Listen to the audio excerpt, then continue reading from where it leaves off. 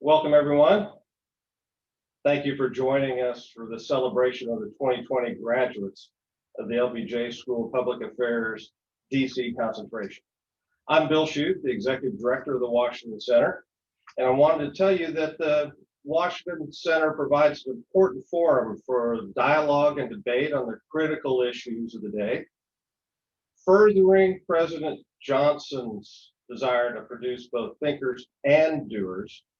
The center convenes events that bring together the national, academic and public policy practitioner communities, and serves as a hub of dissemination of LBJ School and UT faculty research and expertise. As the home of the innovative DC concentration within the LBJ School, the only accelerated concentration of its kind in the nation, the center helps aspiring policy professionals launch their careers being an immersive 15-month course of study and work focused on both domestic and international federal policy making within the federal policy arena. In one sense, today marks the conclusion of that experience for the exceptional cohort of women and men who have completed their master's degrees in either public affairs or global policy studies. More importantly, though, today marks the beginning of a new journey for each of these graduates as they cross that threshold from student to policy professional. And I can think of no better way to begin this recognition of our graduates than to hear from the individual who personifies this program and the entire LBJ School. Angela Evans joined the LBJ School as a clinical professor in the practice of public policy in 2009. Among her many accolades, she's been honored as a Texas X's teacher, as the LBJ School recognizes also her as having one of the most valuable classes, the most helpful professor to students, and at the time, best new professor. As she came to the LBJ School after 40 years of public service to the U.S. Congress, during the last 13 of which she served as the Deputy Director of the Congressional Research Service. She became Dean of the LBJ School of Public Affairs in 2016 and is a Fellow of the J.J. Pickle Regents Chair in Public Affairs. During her tenure, she has navigated the LBJ School into the top 10 of public affairs programs in the nation, currently ranked at number 8 and trending towards the top 5. But in my humble opinion, her legacy will always center on being the primary architect and the loudest supporter of the Washington Center and the DC concentration. Distinguished guests, please join me in welcoming my friend and our boss, Dean Angela Evans. Hi, everyone. Oh, you all look so great. I wish I could be with you.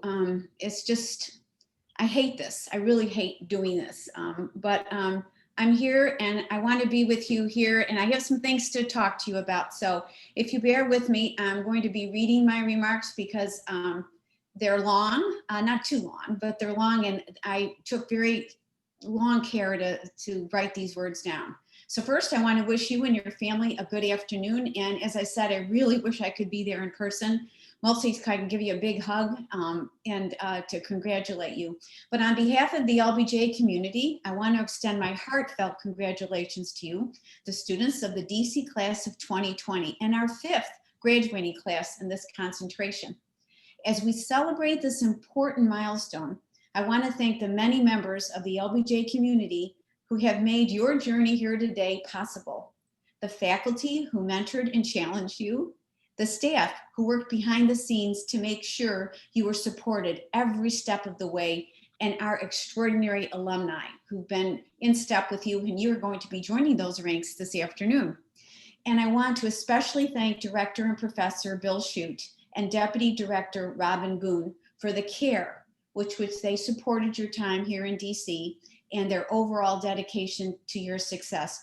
We couldn't find too many more people that are so substantive and so caring and so loyal to you and your success. You will be joining the thousands of LBJ alum around the world who have significant achievements in all sectors of our society. We have a governor, state legislative leaders, business executives, international leaders, mayors, county executives, federal and state and local government leaders, and many business leaders. They never cease to inspire us with their dedication to achieving the public good, and you're going to be right there with them doing the same thing. You each have stories about your history and your heritage, about the place you call home, about your community and family, and about the hardships that you face to get right here, right now, at this moment, and about your triumphs as you sit here today as part of the class of 2020. These stories are uniquely yours. No two are the same. Yet within each of your individual stories, I also see a shared story. Woven through the narrative of each of your lives is the thing that brought you to the LBJ School in the first place. And that is a passion for public service, a passion to do good for your fellow man. No matter where your career takes you, that call to service unites you and every single alumnus and teacher, professor of the LBJ School. It is that common aspiration that bonds you together despite your differences. So honor your individual stories, but honor your shared one too. That is the strength of our school, and that's the strength of our country. This afternoon provides you with the unique opportunity to reflect on your time at the LBJ School, what you've accomplished, the strong bonds that you have formed with your colleagues both in and out of the LBJ School, and to savor the joy of completion and the excitement of new beginnings. Please savor this moment. You deserve to be happy and excited. I'm so proud of all that you have achieved. Nothing gives me more faith in the future than watching you cross this threshold into a new and exciting chapter of your lives. I wish we were all together in person with your families and friends, LBJ professors and staff to celebrate this noteworthy accomplishments, but we're not. While the technology we are using is named remote, we are far from remote when it comes to our ties with you. And these ties will remain strong throughout your careers.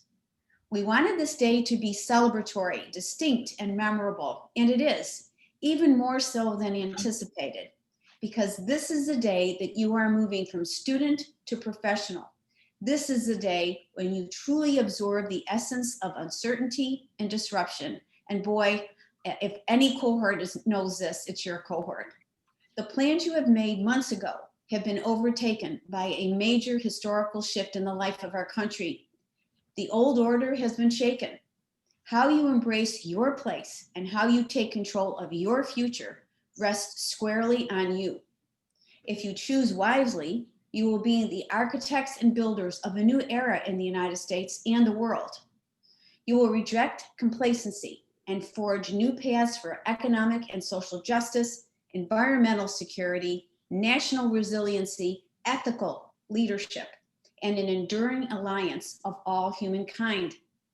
I understand how you might feel that this graduation is just not quite right, but as I see it, everything is just right in many ways, because out of these times of loss, fear, and political shifts, you have been given the gift of possibility. What an incredible gift. You will serve as the bridges that take us from the past to the future. History will track you. You are taking your place on life's stage, where we as a society come to grips with who we really are and what we want to be and why. We as a people will determine not only how to recover from enormous disruptions, but also how to use these disruptions and the lessons they provide to forge a new place for America. No magic wand, no formulaic recipe for success, no clear straight path is awaiting you, nor do you need them. You are fully equipped with deep purpose and the personal power to imagine a better place in which humankind can thrive. Remember and accept that you are continually becoming who you want to be. This takes focus, care, courage, daring, perseverance, optimism, and really importantly, a sense of humor. You have grown, you've tested yourself, and you've endured in the years you have spent with us at the LBJ School. We know that you have been here and you have mattered to us. We have shared many important times together, and you are and will always remain a part of us. So know this, we have faith that you will figure things out. You know how to think rather than what to think. You know old ideas are comfortable and new discoveries are painful. You know that to be relevant is to be connected and respectful to the diverse world around you. You know the act of finding out is the lesson. What makes you who you are is what you do and what you learned from what you do. You know data and information should shape your understanding. Something should be considered true when no matter what the bias or criteria testing is that's applied, it's true. You know what is right and what is wrong. You must always strive to do the right thing. At the LBJ School, we do not prepare you to act on policy problems small enough to solve easily. Our aim is to grow leaders fit to handle significant crises we face as a country. We have faith that you will try harder, dig deeper to discover the gifts that you and others possess. You all have an enormous amount of gifts, and some of you don't really realize what they are at this moment, but they're going to be coming and they'll be right there with you. We have faith that you will respect the dignity of all mankind. We have faith that you will carve out a niche unique to you and your experiences. Your challenge begins in earnest today. You must move us from politics to purpose. We have let our differences obscure our common purpose. So much so that political polarization has been called the defining feature of the 21st century. You changed that. The 21st century is early. You changed that. It is no secret that this polarization has amplified. These political conditions are untenable and they are doing grave damage to our democracy. And you have to reject this way of working, thinking, engaging, and judging. That's why your commitment to public service is so essential. As young people called to this cause, it will be up to you to do things differently. It will be up to you to move beyond politics and restore the fundamental values of public service. This, we know, is no easy task. It's an extreme sport, as we call it. But I have no doubt that you are up to the challenge. At the dedication of the LBJ School in 1971, President Johnson said, quote, and you've heard this quote before, "We have a school of public affairs which will try to produce thinkers and doers, people who dream of progress and will try to turn those dreams into achievements. We did not train you to seek out and hang out with those who are like you, who always agree with you. We did not train you to be self-centered and quick to blame others for your shortcomings. But instead, we've tried to instill in you the importance of being where people are, of walking in their shoes to understand how policies affect people in their everyday lives. We haven't given you the answer to every problem that you will encounter, but I do hope we have given you the skills to be able to analyze and understand whatever comes your way and the guts to tackle the problems with grit and persistence. As graduates of the LBJ School, that is the legacy that I hope you will carry with you as you leave today.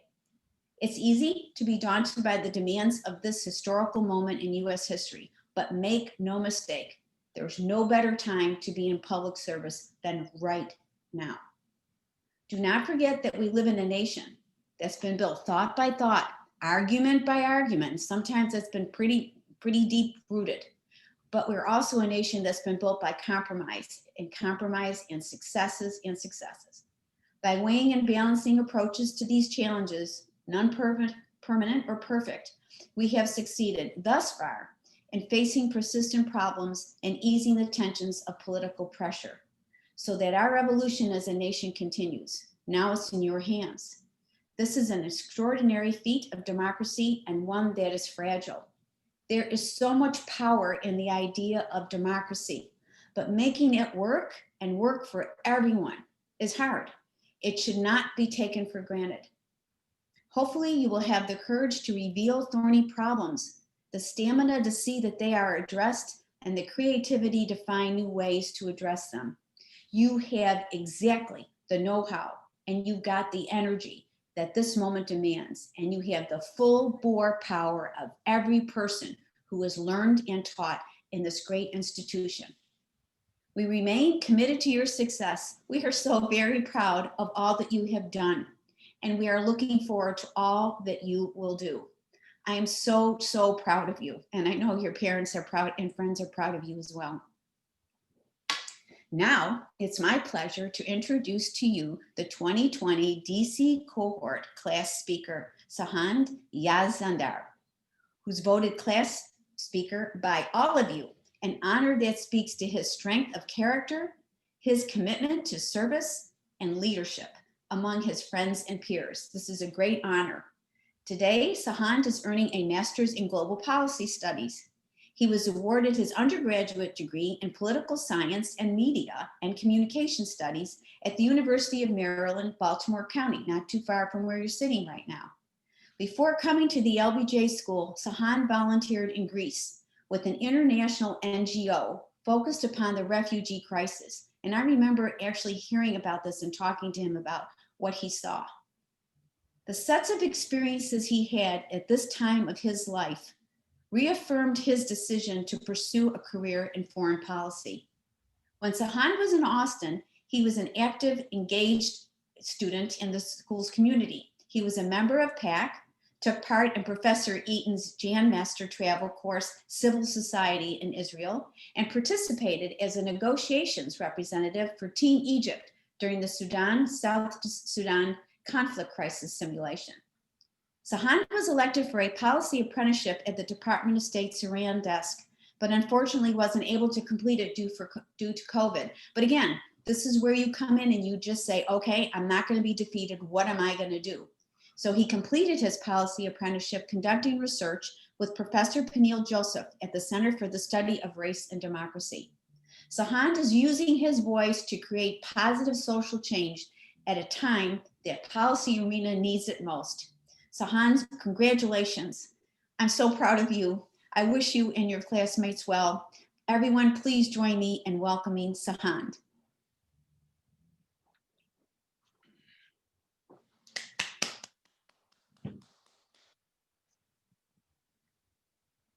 أعوذ بالله من الشيطان الرجيم. بسم الله الرحمن الرحيم. I would like to make a few acknowledgements before I go into my actual speech. First and foremost, all praise is due to the Most High. My faith is a central motivator, continuing to pursue my education and centering social justice as part of that. I would not be where I am today were it not for Allah's light. To the LBJ School and everyone involved with it, the faculty and staff here in DC, as well as those back in Austin, our fellow peers who graduate in May or later, and everyone else who is a part of our LBJ experience. Thank you.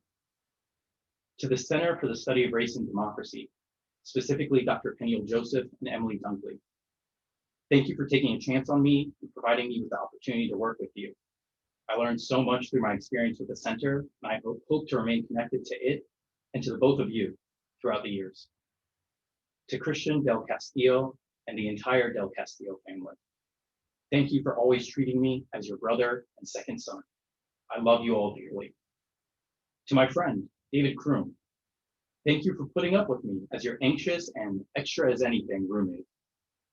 To the many family and friends who cannot be with us in person today, whether that's due to our current situation or because they are no longer with us. Thank you for helping to bring each of us to where we are now. To my fellow DC cohort members, thank you for nominating me as your class speaker. But more importantly than anything, thank you for giving me the space to grow alongside you in our respective journeys and to learn from you all in the process. I would also like to take this time to give a special thanks to my family in our native tongue.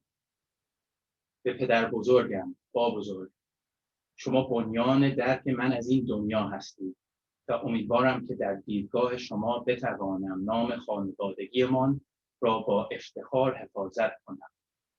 به مادرم، ملک، شما بزرگترین الگوی معنای عشق ورزیدن بدون قید و شرط هستید و امیدوارم که همیشه یادآور من از قدرتی که عشق دارد باشید.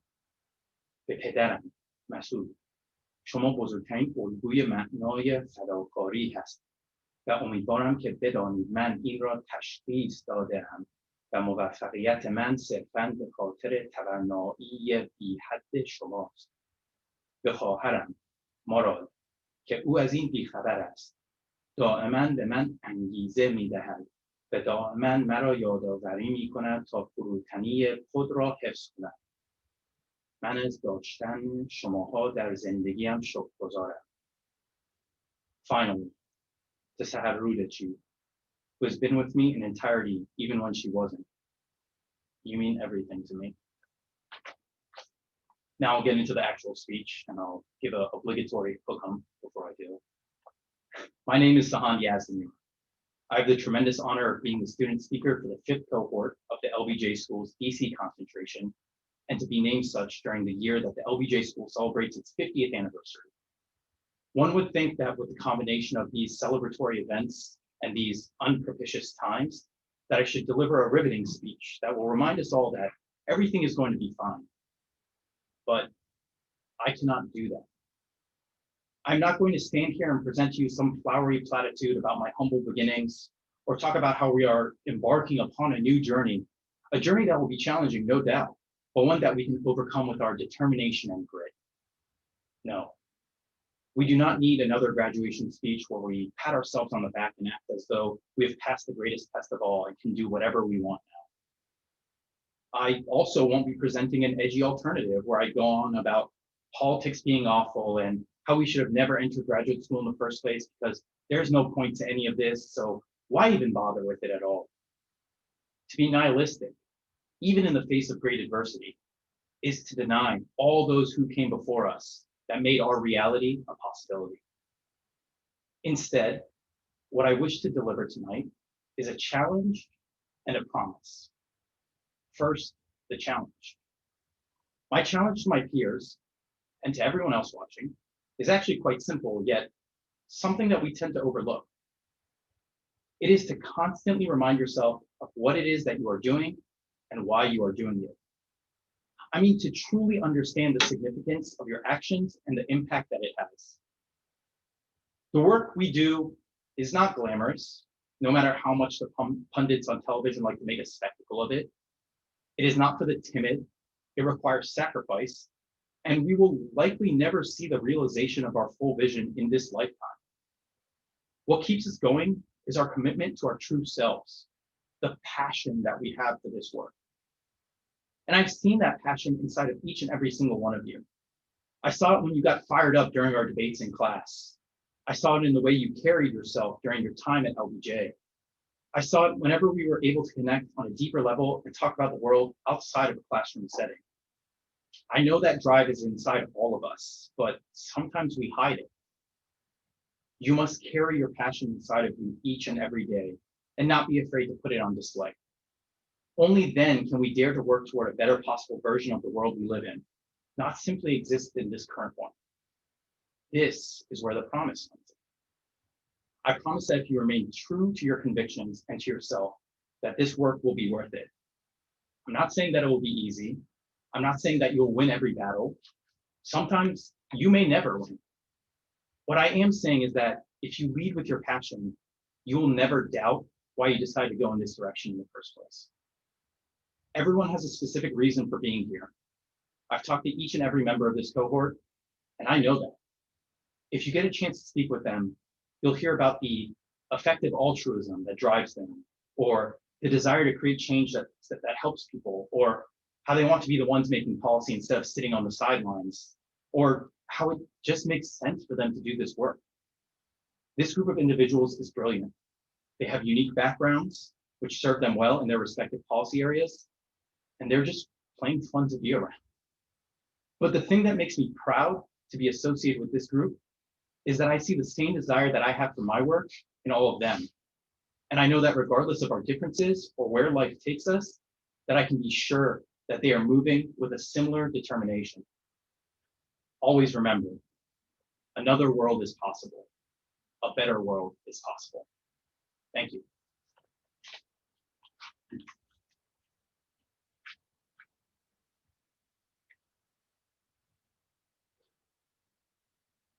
Thank you very much, Sahan. What a great representation of this entire cohort.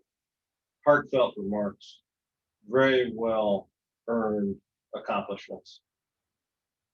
This semester we surveyed the cohort about who they would like as a commencement speaker. And while we didn't get any individual suggestions, there was one consensus that emerged from that survey. They didn't want someone who was long in the tooth, decades of experience in Washington, offering white-haired platitudes that they've heard several times before. What they asked for was someone who could present the moment and recognize the situation they find themselves in and make comments that would resonate with their situation. Well, in that vein, our commencement speaker got her first entree into Washington at the Federal Communications Commission as an analyst for 2.5 years. She then became a consultant to the high-tech sector for 2 years and has spent the past 7+ years with the public relations and communications firm Glen Echo Group, serving as vice president for the past 4. Ellen Satterwhite is particularly relevant to today's context because she graduated with a Master's of Public Affairs from the LBJ School. She did so in 2009, which put her in the unenviable position, not unlike our current cohort, entering the job market in very uncertain times, specifically the Great Recession in 2008 and 2009. So with that, please join me in welcoming LBJ alum Ellen Satterwhite. Hello, welcome. Thank you so much to Bill. Thank you, Dean Evans. Thank you, Sahan. I am your regular commencement speaker here in all of my glory. And I bring welcome on behalf of LBJ school alums near and far from decades and decades ago and even right now.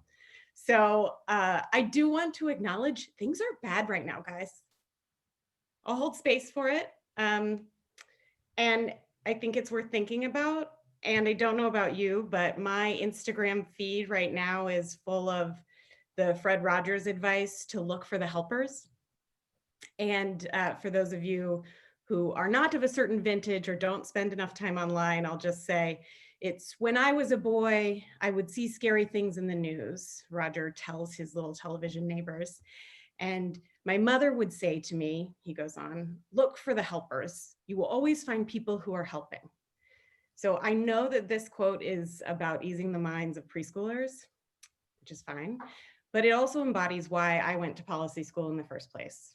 The helpers Mr. Rogers is talking about are those trained first responders, healthcare workers, members of the military, but I don't think we are on the sidelines. I don't think we have that luxury.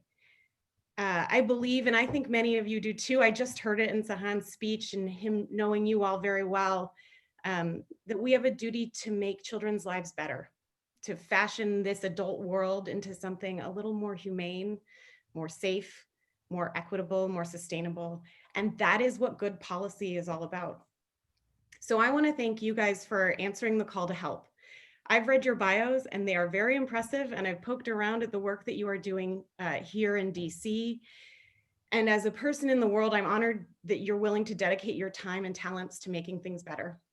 Simple as that. And to your families, thank you too for giving us your people and for raising them or supporting them or nurturing them.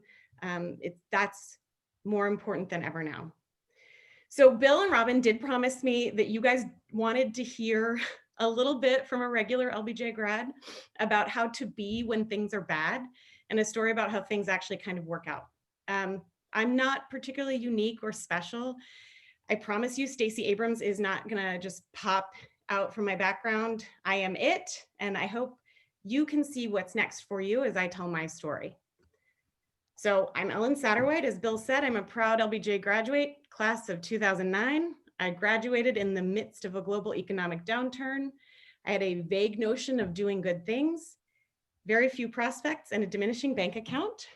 And my job is to remind you why you are here, to help you celebrate, and tell you that I think it's going to be okay.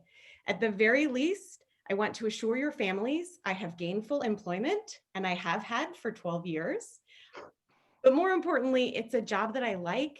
I'm doing good work with people I love. So from 2009 through February 2009 was the worst economic start to the year in the history of the S&P 500. Throughout March, April, and May, I was finishing my coursework at LBJ and applying for jobs. Graduation came and I didn't have one. There were some presidential management fellows in my class, people who went to Deloitte and Booz Allen Hamilton, people got jobs on the Hill or in the newly minted administration in the Obama administration. But we approached graduation and I didn't have a job. So I got some help from LBJ professors applying for Recovery Act grants. We were hoping to improve broadband adoption in Texas. The federal government had just made available about $40 billion in stimulus money. It wasn't a long-term project, but it was an interesting one. So I just kept applying for jobs everywhere. I had some interviews, lots of unreturned emails, and probably 6 or 12 different versions of my resume. And then in June, one of my professors got a call from another LBJ alum who had taken a job at the Federal Communications Commission. And he said, I need a grad who knows a little bit of STATA and is interested in working in DC. And I won't name this professor now, but I am told that the reply was, Ellen is competent and she doesn't have a job. So based on that ringing endorsement, I had my first interview with the people who would get me my next 2 jobs. I was reminded this week on a Zoom with the person that hired me that when he called, I was so excited to have like a real live interview that I said, this is my dream job, which, let's face it, is not like a great look, but it wasn't a bad one either. Over the next 12 years, I've gotten to work on the first effort to plan broadband policy across an entire country. I've worked on consumer tech policy at the FCC. I've worked organizing university communities that desperately needed and wanted broadband, and I've helped grow this communications firm where I am today. I'm happy to talk about it all over socially distant wine or coffee. I'll talk about technology, telecom, industry trends, but more importantly, I thought I would share the stuff that I learned about how the world works, getting that first job, getting through that first job, particularly when everybody is looking. So here are my top 3 practical tips for surviving turmoil, getting jobs, and coming out okay. I think the first one is embracing your curiosity and your helperness. We didn't go to policy school to become rich and famous. We're helpers. We want to serve. And my first gig was helping design and analyze surveys about broadband uptake. It was interesting. I was using those hard-earned quant and STATA skills, but that wasn't what I wanted to do forever. I was part of this bigger team of serious experts at the top of their fields. I went to every meeting they'd let me go to just to listen and ask what I could do. So my mantra at that point was, I just want to be helpful. I'm just here to be helpful. Can I be helpful? When the team was looking for new people who could write decently and take direction, I volunteered to be in the writing room. I volunteered to take notes, to help with side projects, to make graphs, to write talking points. And so when my temporary contract was up, asking how I could help is how I found my next project at the FCC, how I found my next project at the FCC, and how I ended up staying.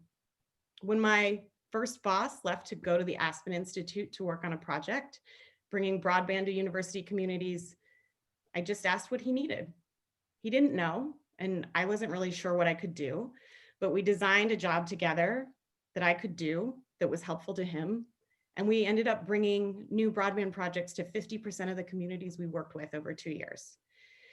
I think embracing helperness let me take different paths than I thought I was going to or than I thought I was supposed to. Asking how I could help got me to what was next, which leads me to the next point, which I hope doesn't have to be reiterated, but I think far too often we think we're out of our depth. So my practical tip 2 is believe that you're more capable, that you're more than capable to do your next job and be a little agile, which I realize sounds silly coming out of my mouth to this cohort. And I know you don't want to hear platitudes, but y'all are probably the most agile LBJ grads since the founding of the school, so welcome. But let me opine just for a second about the public sector. Both parties and both houses of Congress right now are talking about billions of dollars in recovery funding that needs to go to the right places. The country needs to rebuild and recover, and it needs people like you to do it.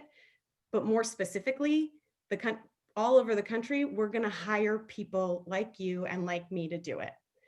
Advocacy orgs and private companies are looking for bright, well-trained minds to help make their case and shape policy.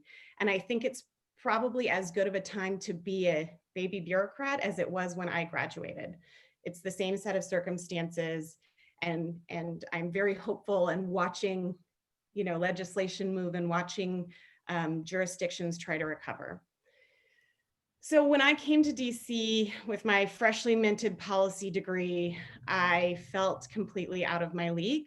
And I hope you all don't feel that way. You have had your first experiences here. You've gotten your feet a little wet. So maybe some of this will resonate with you. But I sat in the meetings where I was the least knowledgeable on every topic. I was like furiously writing down acronyms to Google later, which frankly, I still do. I was nervously tugging at my suit, and I thought it wasn't as nice as other people's, and I was reading other people's bios, and I just felt like those BuzzFeed videos where they put an amateur swimmer like in the pool next to Katie Ledecky, and they're like, watch what happens, is how I felt going to work almost every day at first. I knew how to read regs and run models. I knew some economic theory and administrative procedure, but until I watched people do stuff, I didn't truly understand how to be a public policy professional or what people were expecting me to do. And I know now, sometimes the job is navigating bureaucracy so people can easily get aid. Sometimes it's cheering on policymakers to take a hard stand. It's analyzing available information to spot hardship before it happens. It's stabilizing programs where good policy aims are out of whack with the administration. Sometimes it's as simple or as hard as telling a good story so that people can understand things better. I've had to learn a lot and I'm still learning, but what strikes me now is that I was a competent, capable professional. You are too, obviously. You have the capacity to do these things or you wouldn't be here. And you will end up over the course of your career being navigators and cheerleaders, analysts and doers, stabilizers and storytellers. And then you will end up in a spot, I think, maybe like me, where the job you have next is a job you didn't know existed. I think that's the biggest marvel to me, is that the work that I do now, I didn't know was a job when I graduated from LBJ. I use my policy knowledge and skills I learned organizing and a passion for getting things right. I use contacts, but I haven't touched Stata in 10 years. So don't tell Chandler Stoll.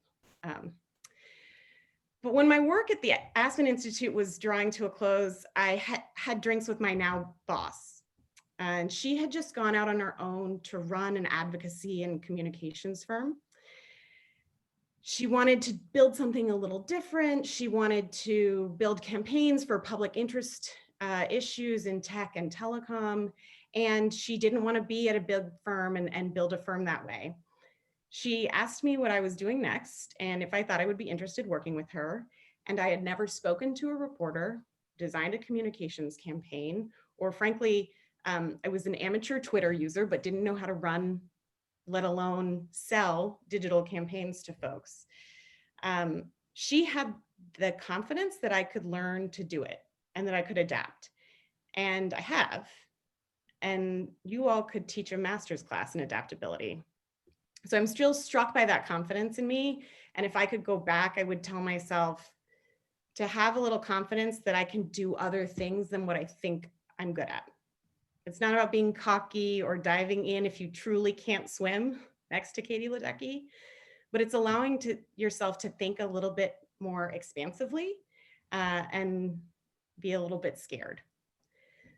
So the practical tip number 3 is trite. It is no less important every time it gets said and every time I hear it. And it's probably the most important thing for me now and going forward in my career. It's making connections and doing good work, and things sort out. So when I've been thinking a lot since Bill and Robin asked me to represent this experience to you, like, how does it work? Well, I haven't technically applied for a job in 12 years. At every point in my work, someone has made an introduction. I did some good work, I got promoted, or I met someone else, I made another connection, I did a project. So applications and cover letters are important, but this city and policy work centers around those connections, and not in the swampy way, hopefully for people listening. It's a field of helpers. People want to mentor, they want to form relationships, they want to help you find your next job. Our roles change, but we help each other along the way. So what does that mean in a global pandemic? Well, I come bearing offers of help from the LBJ Alumni Network. And I also think the opportunities are out there. It's sending the scary email, engaging with people on Twitter and LinkedIn, right? It's attending the Zooms and the webinars. It's emailing folks afterwards with your questions to thank them. It's doing the awkward phone calls. It's offering to help. It's asking for some more help. So once you land that job, the best networking advice I can give is to be nice to everyone. Because the coworkers you're eating salads with today are the people who pull you up ranks with them. They'll find you your next job. They'll send the best talent your way. Being nice to the intern is important because they really could be your boss in 10 years. And being nice because it's the right thing to do. So the bonus tip, because couldn't be 3, it has to be 4. Take the work seriously, but not yourself too seriously. It makes it all a little more fun and easier if people want to have a beer with you, or coffee or water. And let me close with this. I think that Mr. Rogers' advice is missing something. It is missing that line to tell you how to help when we grow up. I know now, and I learned at LBJ, if problems were that simple or anyone knew exactly what to do next, we'd have very little to talk about and none of us would have jobs. So embrace what brought you here, stay curious, be confident, not cocky, lean on your connections. It's not rocket science. It is not the Stacey Abrams commencement speech, but I hope this helps a little bit. And I am truly, profoundly grateful to call you all colleagues and fellow LBJ alumni. I want to honor your accomplishments, your patience, and your persistence. And I really want to thank you. I'm going to put my email in the chat. I was serious about the offers to help from LBJ alum, though I'm sure Robin is collecting many of these things for you. But I do want to say thank you, and thank you for inviting me and giving me the opportunity to share. I think it's going to be okay.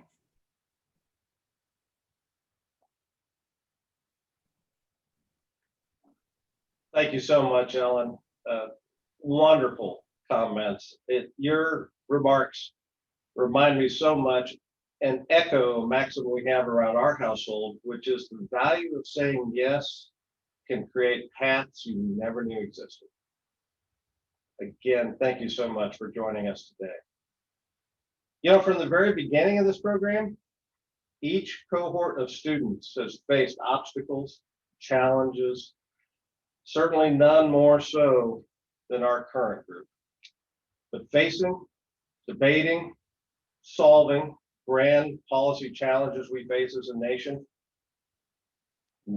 certainly the disruptive challenges we all face because of the coronavirus pandemic, is at the heart of why the LBJ School was founded 50 years ago. And I find it very fitting that as the school marks that milestone, we here in the Washington Center are today honoring our 5th class of graduates. I'd now like to call upon each of our graduates to step forward to be individually recognized.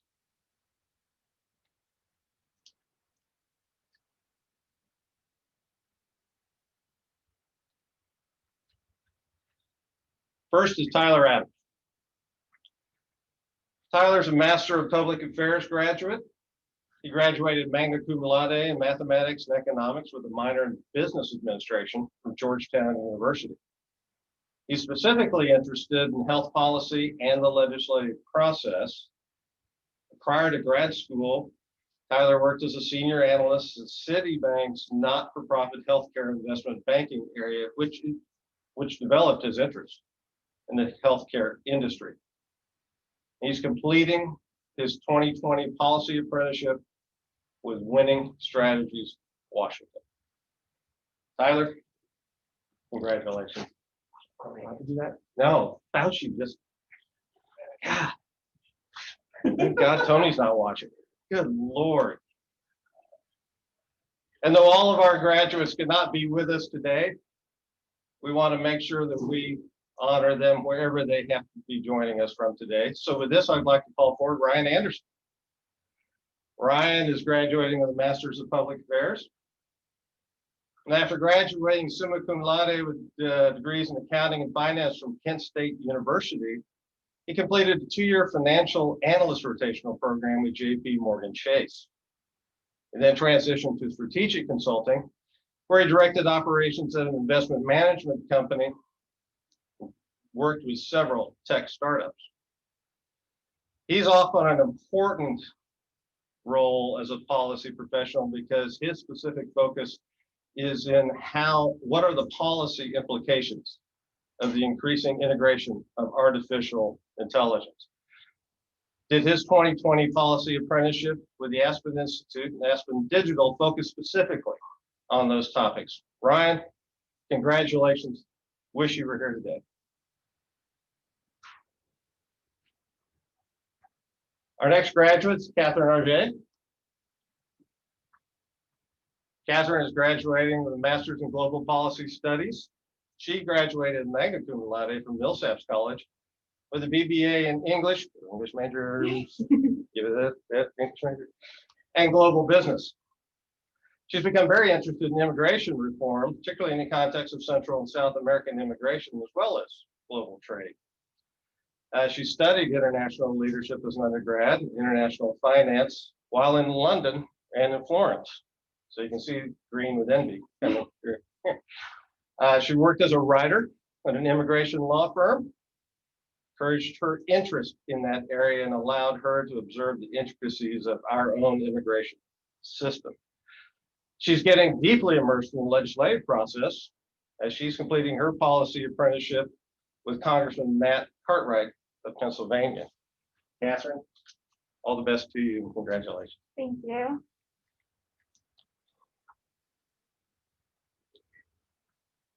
Sisto Campan, Masters of Global Policy Studies, cum laude graduate, Urban Studies from the University of Pittsburgh, had a minor in philosophy, very interested in international workers' rights, fair housing policies, practices for immigrants, as well as U.S. citizens. Has worked in state legislature, worked for a member of the Pennsylvania House, as well as a nonprofit political strategy and fundraising firm, SPB Strategies. He's worked at a local nonprofit, Pittsburgh United. He's also done a lot of work in the area of union organizing for Service Employees International Union. And he has a deep interest in international policy resulting from the 2 years he spent as an auxiliar de conversación teaching English for Spain's Ministerio de Educación, Cultura y Deporte. While during his first year at UT Austin, he participated in the crisis simulation, but I think he's had his own version of that during his PA, working at the Department of Labor, in which he immediately was recognized for his talents and was given extensive new work and a more permanent position. Yes, sir. Sisto, congratulations. Say best of luck to you. Appreciate it. Thank you.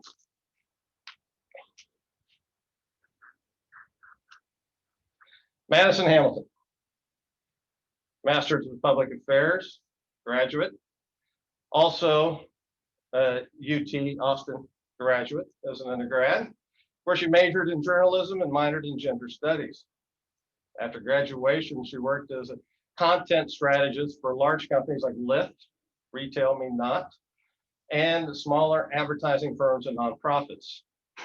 She gained a wealth of digital communications experience and worked on public relations campaigns, securing feature stories in both local and national media publications. She organized 2 South by Southwest panels exploring diversity and inclusion within digital media, and helped produce the Pronoun Project, a platform that provides resources and urges brands to pledge to create ads, designs, experiences that better represent the full spectrum of orientation and gender identity. She's had a very unique policy apprenticeship for the past 2 semesters, having the benefit of working for one of the most proactive members of Congress and Majority Whip Jim Clyburn of South Carolina. Madison, congratulations to you. Thank you. You're welcome. Josh Klein, Master's of Public Affairs graduate, earned his undergraduate degree in anthropology and Spanish from the University of Kansas, interned with the State Department, worked at the U.S. Embassy in Santiago, Chile. He also worked as a data analyst and consultant for Cerner Corporation, which is a medical record company, and then transferred into the nonprofit world, working for MedLife, based in Lima, Peru.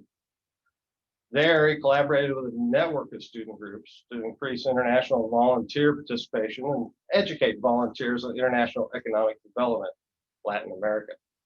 During his first year at LBJ, he served as a graduate research assistant for the Texas Global and International Office, was a student researcher for LBJ's research group, Innovations for Peace and Development, and, that weren't enough, competed in the IC² Institute Student Economic Development Challenge, whose team took first place. Congratulations. This led to some work with IC², after which worked for them through the summer, leading a team of student researchers to help a South Texas community develop asset maps.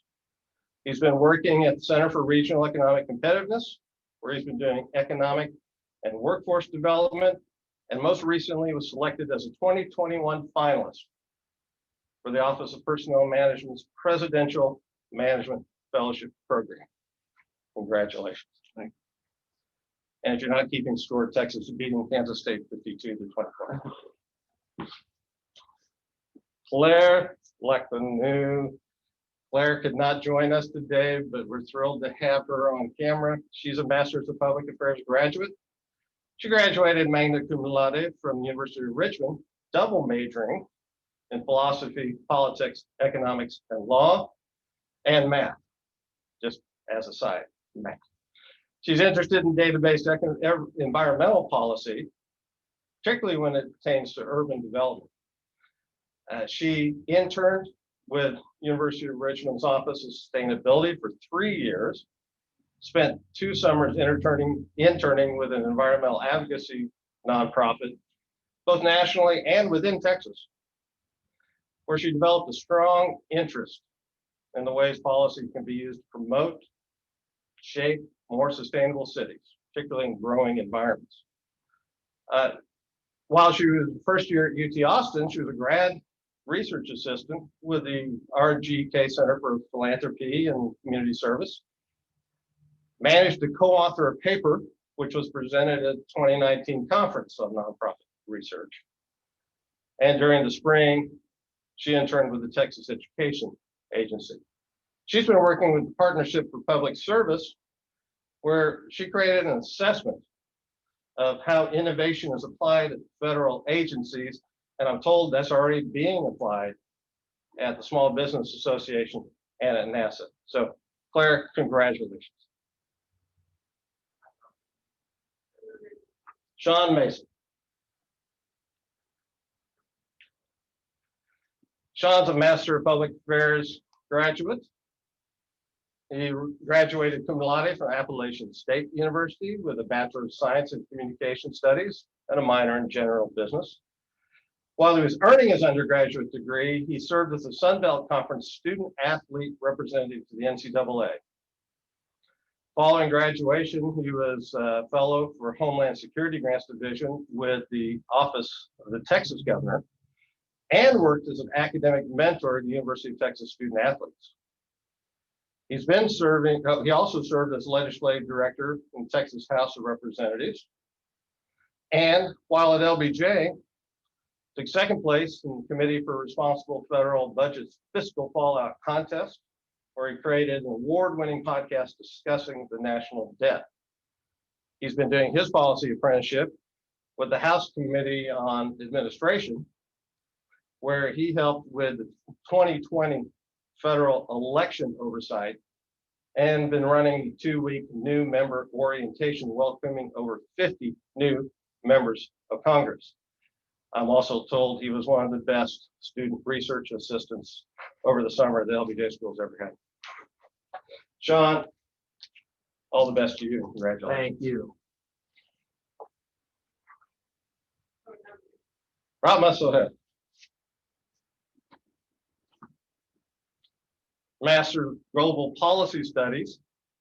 Rama majored in anthropology and sociology as an undergrad at Lahore University of Management Sciences.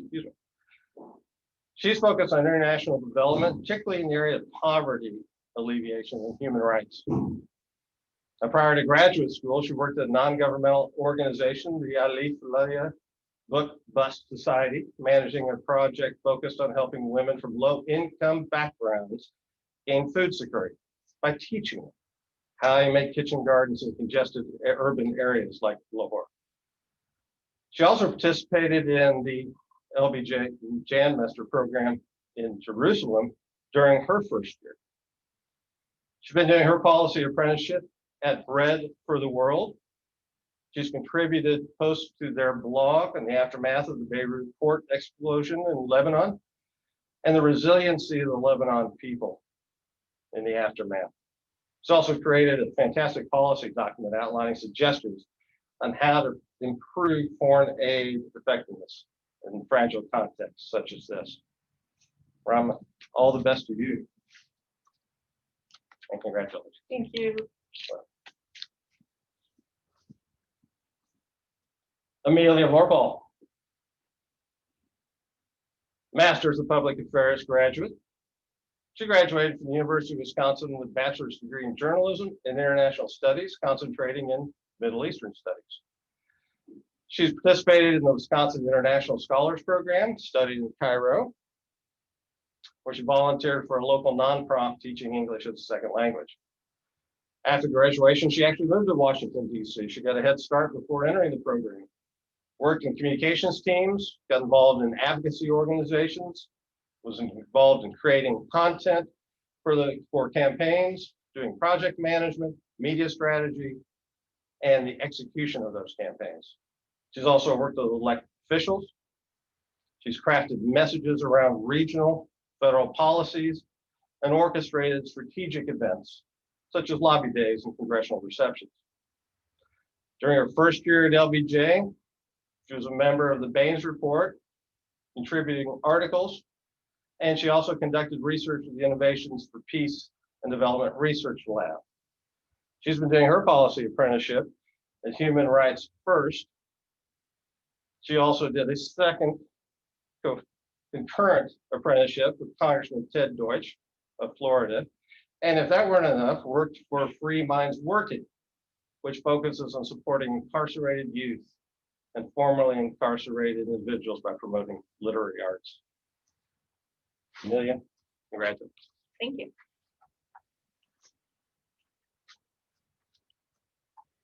Sharon Weddy.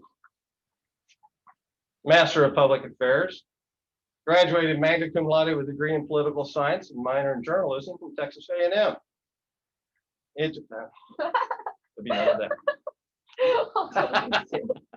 She's interested in national security, counterintelligence, and diplomacy, and she put that to work not only as an undergrad, but in her graduate experience.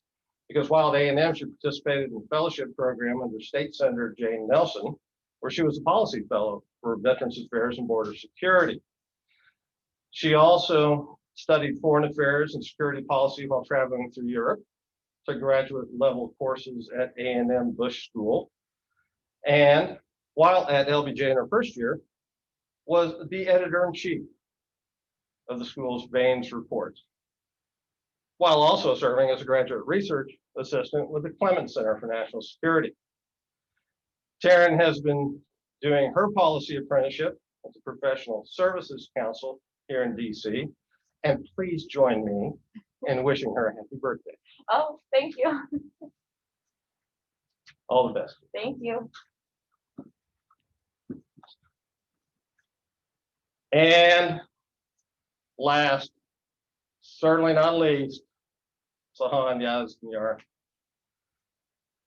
I don't know what I could say that would distinguish my comments from what Dean Evans said, but I can tell you that his personal experience with securing the State Department apprenticeship to only have it pulled out from under his feet as the pandemic set in was a true indicator of the challenges that this cohort was bound to face and has tackled every step of the way. Sahan has received so many accomplishments through his time, not only as an undergraduate at UMBC, but throughout his travels, his volunteering in Greece, his Jan Mester course in Jerusalem, in his membership in both the Peace Policy Alliance for Communities of Color and the Pride Policy Alliance. He's been doing his policy apprenticeship at the Center for Study of Race and Democracy, as you heard, and have no doubt that his future is very bright. Sahan, all the best to you. Thanks, Bill, and congratulations. Appreciate it.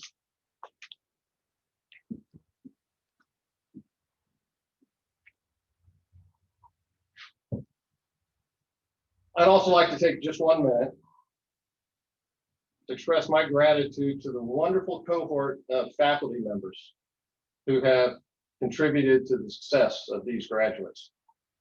Dustin Brown, Dan Chinock, Scott Lilly, and Elizabeth Rybicki. They're the core of what makes this DC concentration the most innovative public affairs program in the nation. And a special heartfelt thanks to the center's deputy director, Robin Boone, who not only has made today's proceedings run smoothly, but truly is the glue that keeps this center together and makes it the success that it is. It goes without saying, it is a mixture of joy and bittersweetness that Robin and I say goodbye to this outstanding cohort of women and men. Now, having had the pleasure of working with them and teaching them in my class, I'm convinced that the future of our society, our changing culture, and the steadfastness of our democracy is in good hands. With that, thank you for joining us. I wish all of you a very safe and healthy holiday season.